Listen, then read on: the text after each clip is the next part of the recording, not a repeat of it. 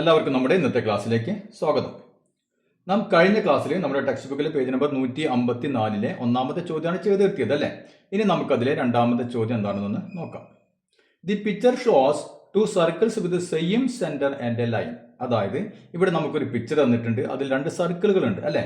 ഈ സർക്കിളുകളുടെ സെന്റർ, അതായത് കേന്ദ്രം സെയിം തന്നെയാണ് എന്നാണ് ഇതിൽ പറഞ്ഞിട്ടുള്ളത്. പിന്നെ അതിലൂടെ കടന്നു പോകുന്ന അല്ലെ, ഈ രണ്ട് സർക്കിളിനെയും കട്ട് ചെയ്തു പോകുന്ന ഒരു ലൈൻ ഉണ്ട്.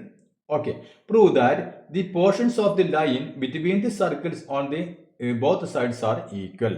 എന്താണ് നമ്മൾ പ്രൂവ് ചെയ്യേണ്ടത്?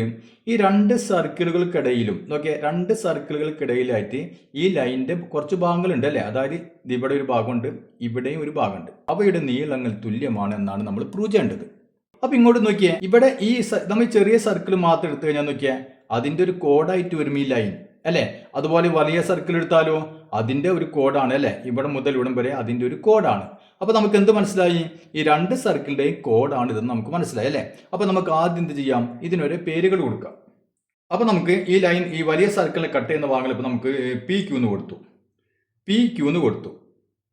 ഓക്കെ, ഇനി ഈ ഭാഗം നമുക്ക് PQ RS എന്ന് കൊടുത്തു, RS. ഓക്കെ, ഇത് നമ്മുടെ സർക്കിളിന്റെ കേന്ദ്രം O എന്ന് കൊടുത്തു. ഇനി നമ്മൾ എന്ത് ചെയ്യുന്നു? ഇനി നമ്മൾ ഈ വൃത്തത്തിന്റെ ഈ സെന്ററിൽ നിന്ന്, കേന്ദ്രത്തിൽ നിന്ന് ഇതിലേക്ക് അല്ലെ ഒരു പെർപെൻഡിക്കുലർ വരയ്ക്കുന്നു. അപ്പൊ ഇവിടെ ഒരു പെർപെൻഡിക്കുലർ വരച്ചു അല്ലെ. അപ്പൊ നമുക്കറിയാം, ഈ സർക്കിളിന്റെ കേന്ദ്രത്തിൽ നിന്ന് ഈ ഞാണിലേക്കുള്ള അല്ലെ, അതായത് ഈ കോഡിലേക്കുള്ള ലംബം എന്തായിരിക്കും? ഈ കോഡിനെ സമഭാഗം ചെയ്യും അല്ലെ, തുല്യമായി ഭാഗിക്കും. അപ്പൊ സെന്ററിൽ നിന്ന് ഇതിലേക്ക് ഒരു പെർപെൻഡിക്കുലർ വരച്ചു കഴിഞ്ഞാൽ അത് എന്ത് ചെയ്യും? ഈ ഞാണിനെ രണ്ട് തുല്യ ഭാഗങ്ങളാക്കും അല്ലെ. അത് നമുക്കറിയാലോ. അപ്പൊ ആദ്യം നമുക്കൊരു കാര്യം ചെയ്യാം, ആദ്യം ഇത്രയും കാര്യങ്ങൾ എഴുതിയിട്ട് ബാക്കി നമുക്ക് ചെയ്യാം അല്ലെ. അപ്പൊ നമുക്ക് എഴുതാം ആദ്യം PQ അല്ലെ.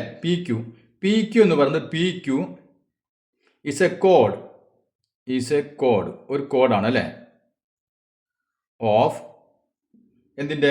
Large circle.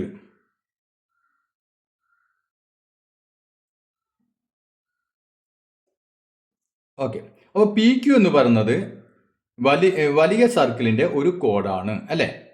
ഇനി അതുപോലെ നോക്കിയേ RS ഇതേപോലെ തന്നെ എഴുതാം, ഈസ് എ കോഡ് ഓഫ് ഏത് സർക്കിൾ? സ്മോളർ സർക്കിൾ അല്ലെ. ഇനി നമ്മൾ എന്ത് ചെയ്തു? സർക്കിളിന്റെ കേന്ദ്രത്തിൽ നിന്ന് ഇങ്ങോട്ട് ഒരു പെർപെൻഡിക്കുലർ വരച്ചു അല്ലെ. അപ്പൊ നമുക്ക് QRT എന്ന് കൊടുക്കും ഇതിന്, T എന്ന് പറഞ്ഞ പോയിന്റ്. അതായത് OT എന്ന് പറയുന്നത് നമുക്ക് ആദ്യം വലിയ സർക്കിൾ എടുക്കാം. അപ്പൊ OT എന്ന് പറയുന്നത് PQവിന്റെ എന്താണ്? പെർപെൻഡിക്കുലർ ആണ് അല്ലെ, പെർപെൻഡിക്കുലർ ആണ്, അതാണ് നമ്മൾ വരച്ചത്. അപ്പൊ നമുക്ക് ആദ്യം ഇത് എഴുതാം, OT ഈസ് പെർപെൻഡിക്കുലർ ടു ഏതിന്? PQ, perpendicular to PQ. അപ്പൊ PQവിന് പെർപെൻഡിക്കുലർ ആണ് OT എങ്കിൽ നാം നേരത്തെ പറഞ്ഞു അല്ലെ, ഇത് രണ്ടും തുല്യമായിരിക്കും അല്ലെ. PT എന്ന് പറഞ്ഞതും QT എന്ന് പറഞ്ഞതും എന്തായിരിക്കും? സെയിം ആയിരിക്കും അല്ലെ. അപ്പൊ നമുക്ക് എന്ത് എഴുതാം? PT equal to QT. അതിന്റെ നീളം രണ്ടും തുല്യമായിരിക്കും അല്ലെ. അപ്പൊ ഇതിന് നമുക്ക് എന്ത് റീസൺ എഴുതാം? ഇതിന് റീസൺ നമുക്ക് എന്ത് എഴുതാൻ പറ്റും? പഠിച്ചിട്ടുണ്ട് അല്ലെ. The perpendicular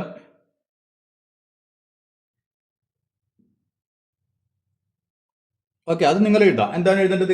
the perpendicular from the centre of A circle to the code അല്ലെ, to the code bisect the code. അപ്പൊ അത് നിങ്ങൾ റീസൺ എഴുതാം. അപ്പൊ മലയാളം മീഡിയക്കാരൻ എന്ത് എഴുതണം? വൃത്തകേന്ദ്രത്തിൽ നിന്ന് ഞാണിലേക്കുള്ള ലംബം ഞാണിനെ സമഭാഗം ചെയ്യും അല്ലെ. അപ്പൊ അത് നമ്മൾ റീസൺ ആയിട്ട് എഴുതാം. ഇനി നമുക്ക് ചെറിയ സർക്കിൾ നോക്കിയേ, ചെറിയ സർക്കിൾ മാത്രം എടുക്കാം. അങ്ങനെയാണെങ്കിൽ നമുക്കറിയാം OT അല്ലെ. OT എന്ത് പെർപെൻഡിക്കുലർ ആണ്? RSന് അല്ലെ, RSന് പെർപെൻഡിക്കുലർ ആണ് OT.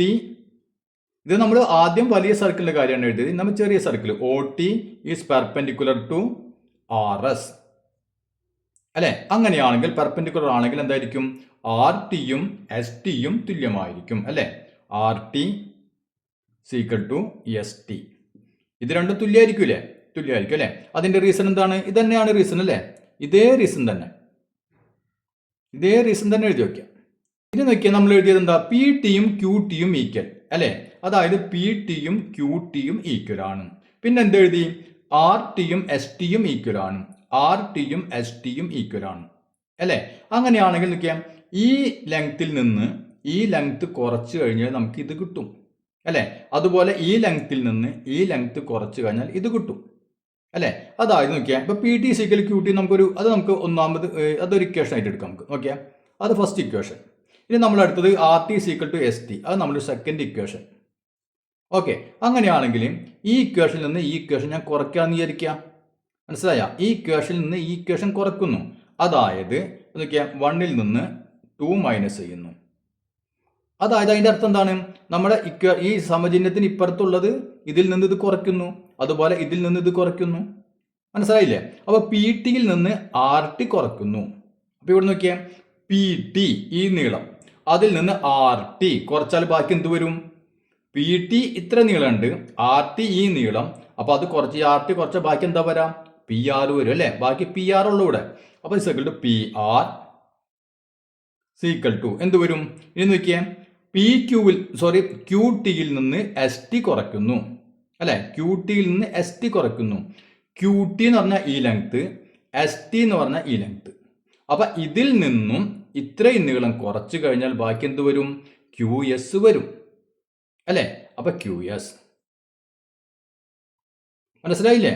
അതാണ് നമ്മൾ ഇക്വേഷൻ 1ൽ നിന്ന് 2 കുറയ്ക്കാൻ പറഞ്ഞാൽ ഈ സമചിഹ്നത്തിന് ഇപ്പുറത്തുള്ള എന്തൊക്കെയാണോ അതിൽ നിന്ന് ഇത് കുറയ്ക്കുന്നു. അപ്പോൾ പി ടിയിൽ നമ്മൾ എസ് ടി ആർ ടി കുറയ്ക്കുന്നു. അപ്പോൾ നമുക്ക് പി ആർ എന്ന് കിട്ടി. ഇനി ക്യൂ ടിയിൽ നിന്ന് എസ് ടി കുറയ്ക്കുന്നു, ക്യൂ ടിയിൽ നിന്ന് നമ്മൾ എസ് ടി കുറയ്ക്കുന്നു, ബാക്കി ക്യൂ എസ് എന്ന് പറഞ്ഞു കിട്ടി അല്ലേ? ഇപ്പം നമുക്ക് എന്താണ് കിട്ടിയത്? P R is equal to Q S. P R is equal to Q S. ഇത് തന്നെയല്ലേ നമ്മളോട് തെളിയിക്കാൻ പറഞ്ഞത് അല്ലേ? ഈ രണ്ടെണ്ണത്തിന്റെ നീളം തുല്യമാണ്. ക്ലിയർ ആണല്ലോ? ഓക്കെ, ഇനി നമുക്ക് എന്ത് ചെയ്യാം? നമ്മുടെ അടുത്ത ചോദ്യം ചെയ്ത് നോക്കാം. Draw A square and circle through all 4 of its vertices.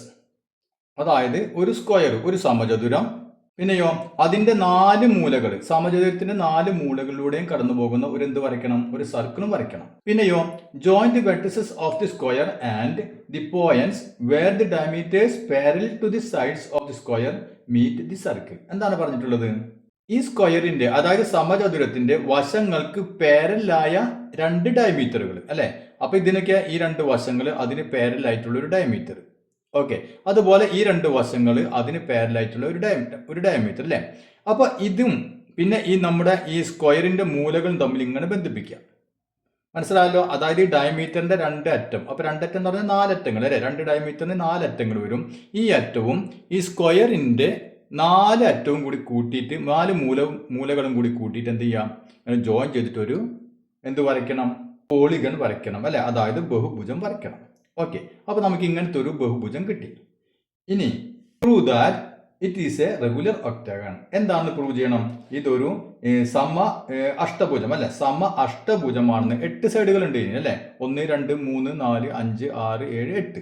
അപ്പൊ 8 സൈഡുകളുടെ നമ്പർ അഷ്ടഭുജം എന്ന് പറയാം അല്ലെ? അപ്പൊ എന്താണ് നമ്മൾ പ്രൂവ് ചെയ്യണം? ഇതൊരു അഷ്ടഭുജമാണ് എന്ന് നമ്മൾ പ്രൂവ് ചെയ്യണം അല്ലെ? അപ്പൊ അഷ്ടഭുജമാണെങ്കിൽ നമുക്കറിയാം എന്ത് വേണം? ഈ 8 വശങ്ങൾക്കും ഒരേ നീളമായിരിക്കണം അല്ലെ? അപ്പൊ 8 വശങ്ങൾക്കും ഒരേ നീളമാണെന്ന് പ്രൂവ് ചെയ്ത് കഴിഞ്ഞാൽ നമുക്ക് പറയാം ഇതൊരു അഷ്ടഭുജമാണ് അല്ലെ? അതായത് റെഗുലർ ഒക്ടഗൺ ആണെന്ന് പറയാം. അപ്പൊ നമുക്ക് ആദ്യം എന്ത് ചെയ്യാം? ഈ പോയിന്റുകൾ അല്ലെ, ഈ ബഹുഭുജത്തിന്റെ ഈ മൂലകൾക്ക് ഒരേ പേരുകൾ അങ്ങോട്ട് കൊടുക്കാം. അപ്പൊ നമുക്ക് എന് തുടങ്ങാം. കുറെ മൂലകളില്ല അല്ലെ? അപ്പൊ എ, ഇതിന് ബി കൊടുത്തു, എ ബി സി ഡി, ഇതിന് ഇ എഫ് ജി എച്ച് അല്ലെ? അപ്പൊ നമ്മൾ ഈ മൂലകൾക്ക് ഒരേ പേരുകൾ കൊടുത്തു. ഇനി നമ്മുടെ സർക്കിളിന്റെ സെന്റർ ഒ ആയിക്കോട്ടെ, ഒ. സർക്കിളിന്റെ സെന്റർ നമ്മൾ ഒ എന്ന് പേര് കൊടുത്തു.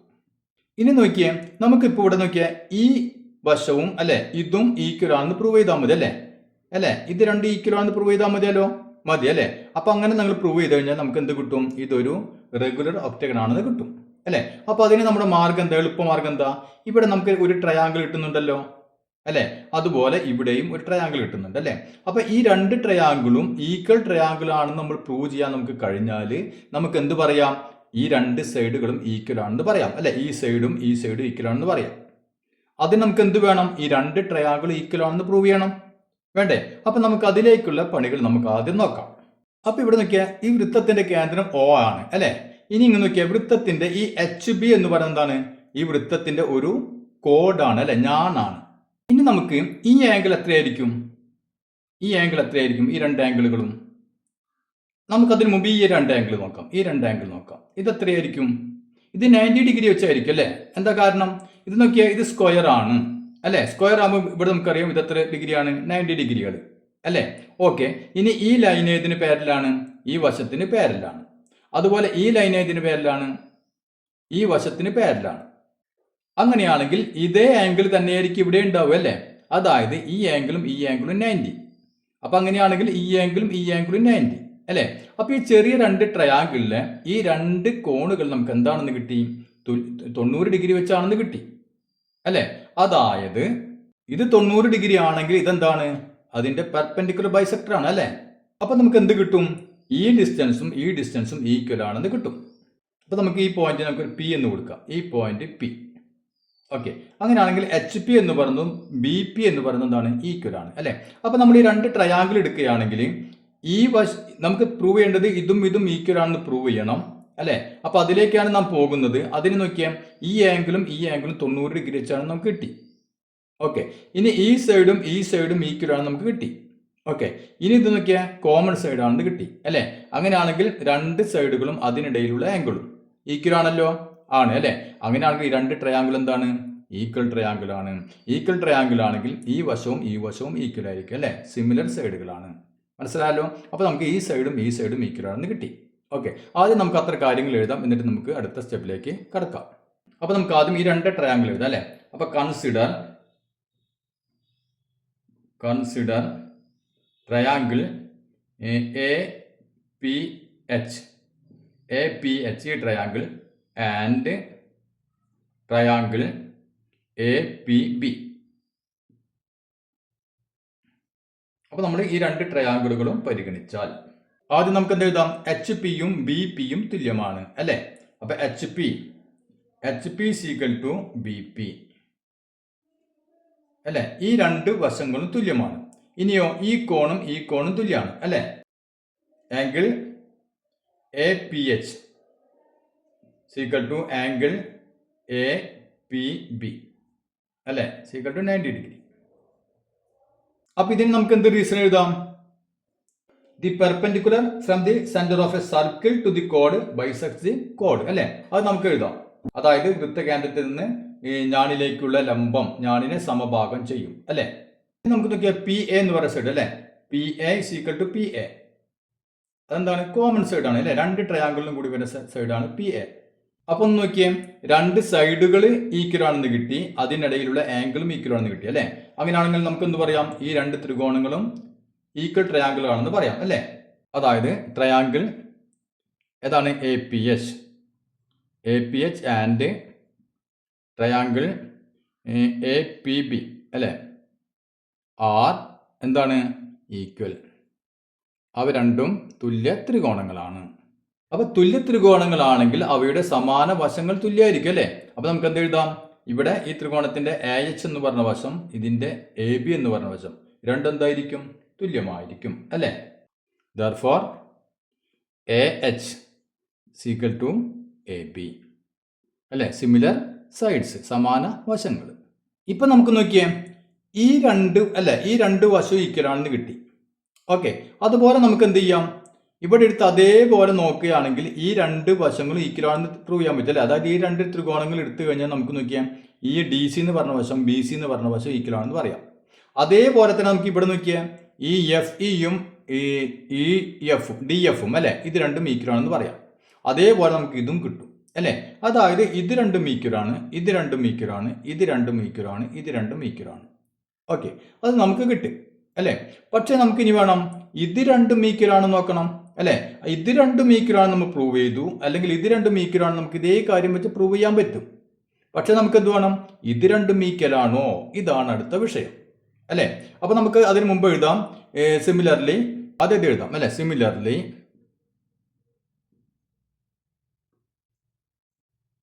we can prove